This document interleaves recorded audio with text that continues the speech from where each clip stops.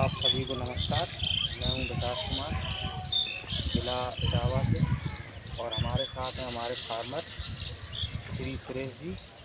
और इन तालाब में समस्या आ रही 2-3 दिन से, जिनके रिगार्डिंग इन्होंने हमें बताया और जो समस्या देखी तो वो आप सब लोगों के साथ शेयर करूँगा।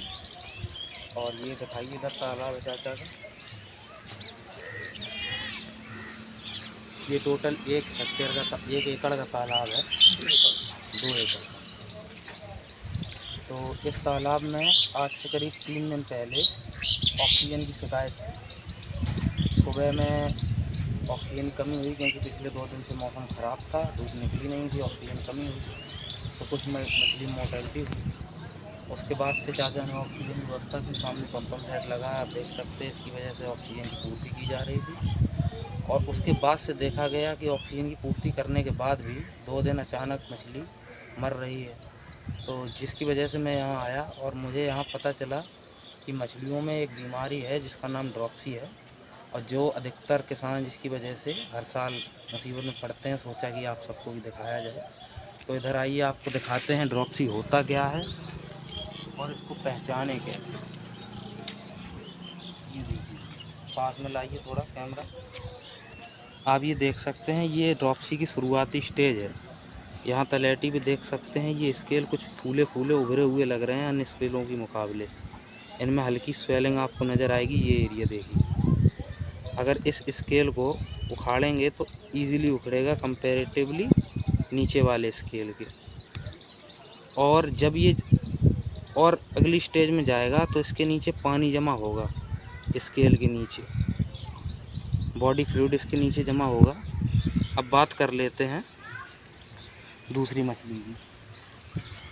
ये देखिए, यहाँ रेस पर भी है। और ये सब चीज़ें बहुत ध्यान से देखने पर ही पता चलती हैं, आसानी से नहीं। ये देखिए, यहाँ कुछ स्पष्ट रूप से दिख रहा है। ये देखिए, तो ये सारे ड्रॉप्सी के सिम्टम हैं। अच्छा, उसके अलावा आप पता कैसे करेंगे ड्रॉप्सी हुई है कि नहीं। कई बार ऐसा होता है कि ड्रॉप्सी के सिम्टम बहुत ज़्यादा अच्छी तरीके से आते हैं। पूरी बॉडी पर मछली के स्केल्स के नीचे फ्लड जमा हो जाता है और स्केल पकड़े हुए नज़र आते हैं।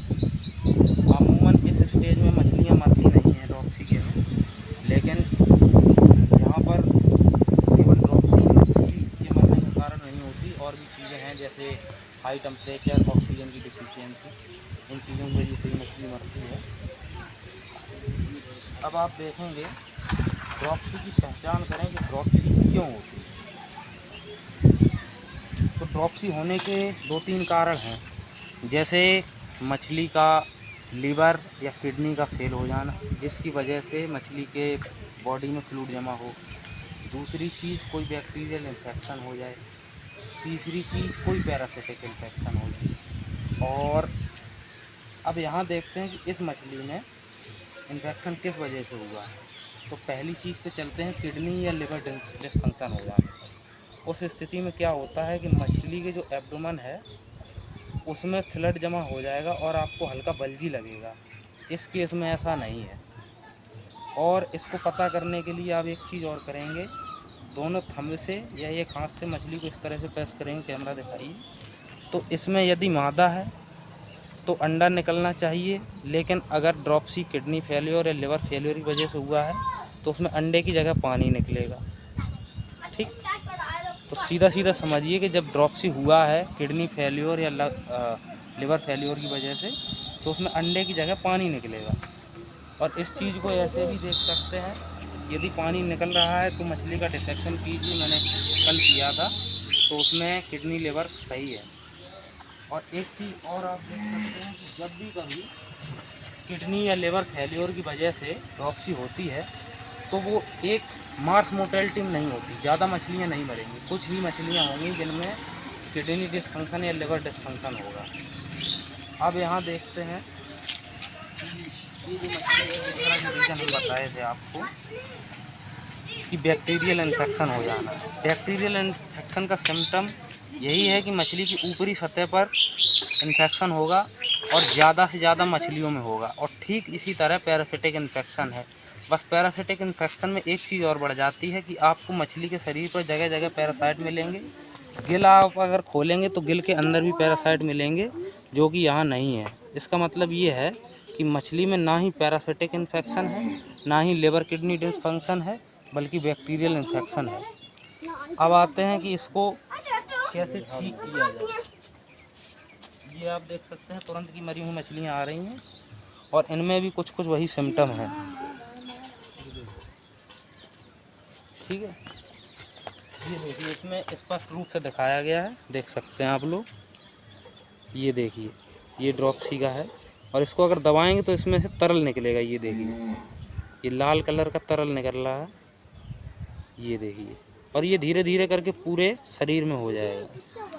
अब बात करते हैं कि बैक्टीरियल इन्फेक्शन इनमें हुआ है जिसकी वजह से ड्रॉप्सी हुई, और ये इन्फेक्शन का जो मेन स्पीसीज है वो है एरोमोनास हाइड्रोफिला, जो कि gram negative rod shape bacteria होता है और फ्रेश वाटर और ब्रैकिश वाटर लगभग दोनों में रह लेता है। तो इसको ठीक करने के लिए हमको क्या करना होगा, सबसे पहले तालाब का एरिया कैलकुलेट करेंगे और मछली की मोर्टेलिटी को रिड्यूस करेंगे। कैसे? मछली की मोर्टेलिटी को रिड्यूस करने के लिए हम लोग सादा नमक जो होता है, आयोडीन फ्री नमक, जो खड़ा नमक जिसको बोला जाता है, उसको 2 या 3 पीपीटी के हिसाब से तालाब का एरिया कैलकुलेट करके ऐड करेंगे। हालांकि तालाब में नमक डालने से आपकी ड्रॉप्सी ठीक नहीं होगी, लेकिन इससे जो और बैक्टीरियल एक्टिविटी है, जो बैक्टीरिया नमक में सर्वाइव नहीं कर पाते, उनकी मौत हो जाएगी और बैक्टीरियल लोड तालाब में कम हो जाएगा। इसके साथ ही साथ मछली के स्ट्रेस को कम करेगा और माइक्रोबियल एक्टिविटी तालाब में कम करेगा। दूसरी चीज़, अगर लिवर डिसफंक्शन या किडनी डिसफंक्शन के कारण अगर ड्रॉप्सी हुई है तो उसमें हम एप्सम साल्ट या मैग्नीशियम साल्ट जिसको बोलते हैं, मैग्नीशियम सल्फेट होता है, उसका इस्तेमाल करते हैं, जो कि उसकी कॉन्स्टिपेशन को मछली के सही कर देता है। लेकिन यहाँ पर बैक्टीरियल इन्फेक्शन है तो पहले हम नमक का इस्तेमाल करेंगे, याद रखिएगा, 2 पीपीटी या 3 पीपीटी की दर से पानी कैलकुलेट करने के बाद। अगर पानी कैलकुलेट करना सीखना है तो आप लोग बताइएगा, हम वो भी बताएंगे। और इसके बाद हम लोग ध्यान देंगे इसके ट्रीटमेंट पे। ट्रीटमेंट में करना क्या है, यदि अगर पैरासिटिक इन्फेक्शन हुआ है तो आइवरमेक्टिन जो पैरासिटिक होती है उसका इस्तेमाल करते हैं फीड के साथ और पानी में भी डालते हैं। और यदि बैक्टीरियल इन्फेक्शन हुआ है तो सिप्रोफ्लॉक्सिन और इनरोफ्लैक्सिन, इसके अलावा टेट्रासाइक्लिन का इस्तेमाल पहले भी किया जाता था, लेकिन अब वो बैन हो गई है। तो हम लोग यहाँ पर सिप्रोफ्लॉक्सिन और इनरोफ्लैक्सिन का या डॉक्सीसाइक्लिन का इस्तेमाल करेंगे इसको ट्रीट करने के लिए। तो ये चीज़ें हैं, फार्मर को चाहिए कि अपनी मछलियों को निरंतर देखता रहे और समझता रहे कि हमारी मछलियों में कोई दिक्कत तो नहीं हो रही है और उनका समाधान लेता रहे। अब हर फार्मर की नज़र में ये छोटी छोटी चीज़ें नहीं आती हैं, वो समझता है कि मछली रगड़ गई होगी या चोट लग गई होगी जिसकी वजह से ये निशान है। तो स्वस्थ रहिए, जानते रहिए, सीखते रहिए। बहुत बहुत धन्यवाद हमारे साथ।